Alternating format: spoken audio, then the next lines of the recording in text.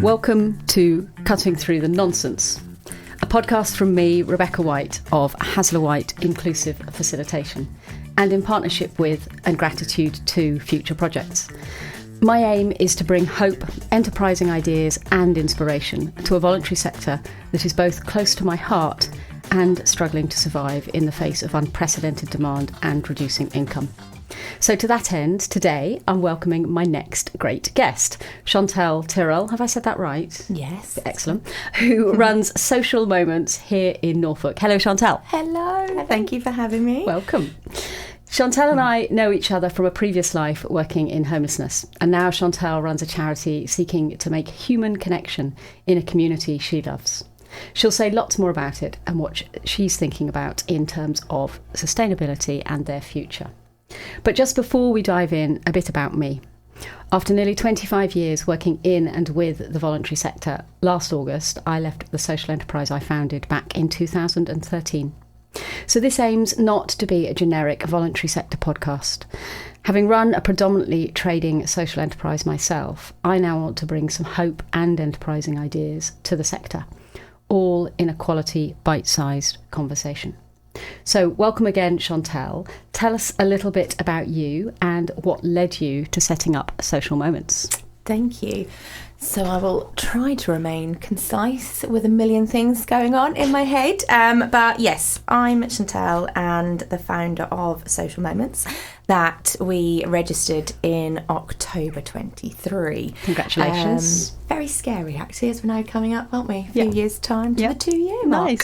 Nice. So it was a journey that I was on probably in my previous job, working in the homelessness sector, supporting a lot of new families into their new homes following a period of homelessness. And I think it was the families and the children that cut deep.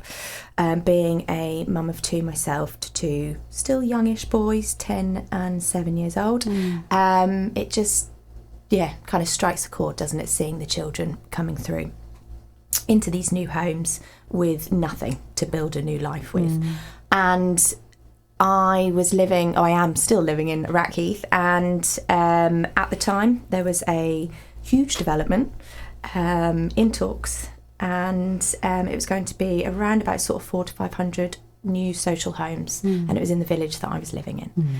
And having the boys at the local primary school, but also working for the charity at the time that was going to support these new tenants moving into these social homes, I could see a huge divide in the professional side of it, where the housing association I was linked to through the charity was building the homes, and then also my neighbours who were asking me to sign a petition to stop the build of the new social housing estate. Wow. So that kind of broke my heart, because I knew the families that were moving in there. I knew why there was this need for such a substantial build of homes. But equally, my neighbours were, trying to put up a petition to stop it. Why did they want to stop it? It was the stigma, comes the reputation, all of that surrounds the name of social housing. Yeah. They just saw it as something they didn't want in their village. So before the tenants have even moved in to try and build a new life, there was a huge divide, and I think it just breaks your heart to think at the time it was the children that I was so committed to doing something for, to support that vulnerability, their innocence, and you think they're moving into this new community where no one's going to accept them. And they're getting caught up in all of that anger. It's nothing to do with them, is it? Horrible. Yeah. So I think that's where I was like, okay, something needs to be done, whether it's that I set something up to do it or whether I just put on a few groups to try and bring people together where neighbours didn't see the label. They didn't know where the people were living. They just connected as human beings, basically. Amazing. So that's what Social Moments does. It brings people together and makes those connections. Yes. Fantastic. We'll talk more about that. Yeah. And I'm so pleased that Chantelle and I have stayed in touch, both, as I say, in her previous work life, and now because I take an interest in lots of organisations of all sizes. And then back in February, you attended my Theory of Change workshop, so we chatted about impact. And then I guess where we want to go today, where we've most recently had a conversation, is around income diversification. And I really loved that conversation that we started last week, and we'll talk a bit more about that. So just say a little bit more before we do about what Social Moments does then. What are you doing in Rackheath, which, for listeners who don't know, is a sort of northern suburb of the city of Norwich? Yes. So we started off with kind of a really open base, and I wanted to learn from local families to say, what is it that you're missing? What is it that you need? So we had quite a few like pop-up community cafes as such, just so I could listen to the families that were coming through, and it just provided a space where they could come, connect, and it's just something that's grown into what we now call our early explorers. So like I said in the beginning, I had a real focus on the children, and it has developed so much more, because I think we see a lot that adults, you know, are should be kind of bulletproof and just, you know, move on, and but you can't, with the way the world is now and how busy it is. So our early explorers, although many may see it as like a stay and play, it's actually more of a family wellbeing program. It's a space where families can come. We provide the spaces where they can connect and build their own friendships. So it's 2 hours in the morning, and it's a place of connection. The children have a wonderful time with messy play. The parents can build the friendships. There's nutritional breakfast, and also we have our kind of food hub style pop-up at the end of it, where they can then take food home for free. And we have our social shop, which has recently launched in March. So that's our permanent studio, our permanent base that we now have, and that is open once a week at our studio in Rackheath, and that is what we call our social shop. So it's a place where families can come and access affordable food. There's a variety of items that they can buy, around about 30 to sometimes 50% cheaper than local supermarkets, and then we have a whole host of free items that they can take home as well. It's very open. It's not, you know, we don't want to label it as a food bank. I'm not saying there's anything wrong in that. I just want it to be a new way of doing your weekly food shop. Yeah, really inclusive, and perhaps coming back to that word stigma that you used earlier as well. And I should just sort of say that Chantelle and I ran into each other at 7 o'clock this morning. I was sweaty after the gym, and Chantelle was tapping on the window of Marks and Spencer. But the reason I mention it is it's relevant because they donate unsold food, which you get, and then you sell at a massively discounted price to people who come along. And we had a lovely conversation that flowed from that about how great that feels. You know, M&S has a bit of a kind of positive stigma, right? It's kind of good. People see it as good quality, bit of a treat. I know if I go into M&S, I'm not having a bit of a treat night. So it's really lovely that I can just feel how much you cherish people and see how they deserve that equity, really. So I'm going to dive straight in with a question that's not in the notes I sent you. You'll be thrilled to hear. But I realise it's the question I always want to ask and wanted to ask when I met people like you and was inspired by people. It was down to the brass tacks. How do you make money? So how does Social Moments make money? What do you do? How do you bring in the cash? I'm still trying to figure that out. Answers on a postcard. So you had some funding in year one, right? I mean, in the beginning I was probably away with the fairies, so to speak. It was a wonderful place to be. I still have all of the passion, the drive, the energy. The conversations I was having seemed to be at the time, oh, Chantelle, I think we've got some funding available left here. And I don't know whether it was the time of the year coming up to like the financial year end, and there was some pots of money left, and I don't know what was happening. It was setting me up for people were basically throwing money at you, right? That's what it felt like in comparison to now.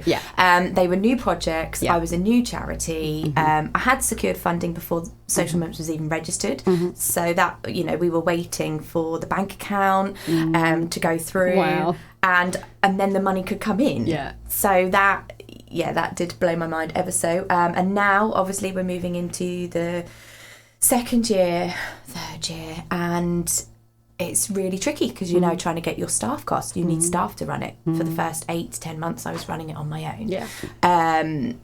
And probably, in all honesty, very close to burnout, but you've got this drive and adrenaline. It's new. Year one's so thrilling. So in the first year, got the money in, and now it's crunch time. And probably 3 months ago, it was like, okay, those funding pots are running out, and I need to apply. But you're applying for a second year. You're being questioned on how you're going to be more sustainable moving forward. Everything you do, you run at a loss. So I'm like, okay.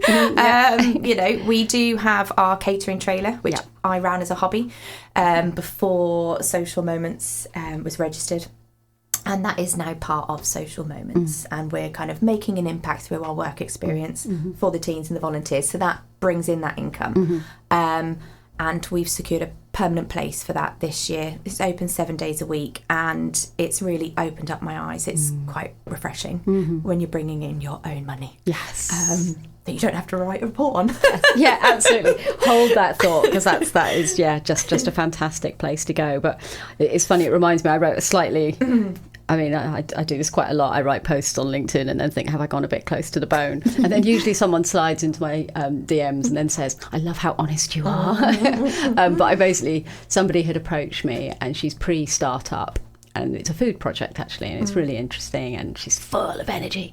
And I said to her, you know, I don't do lots of startup work, but you can't help it because of that excitement. And you talked about that excitement. But I also, the slightly cynical post I wrote was like, you know, she's unencumbered by the realities that there's no funding, and that there's umpteen applications for every funder. And, you know, we think people want to do the right thing, and I think people do, but the money just isn't there. And so, you know, the cost cutting that's going on is really, really hard. But I think that brings us to then the conversation that you and I have started in the last week. So you signed up for my income diversification workshop, and we ended up having a one-to-one in a very nice North over the water cafe in Norwich with excellent flat white. I'm easily bought. And we talked about income diversification. So why for you does having a diversity of income matter? Yeah, so I think it's, if we can have various streams that are bringing in the income without kind of doing it and bringing it in, we are such a young charity, and I am hands-on, and I do love being hands-on and, you know, running with the team, doing the day-to-day.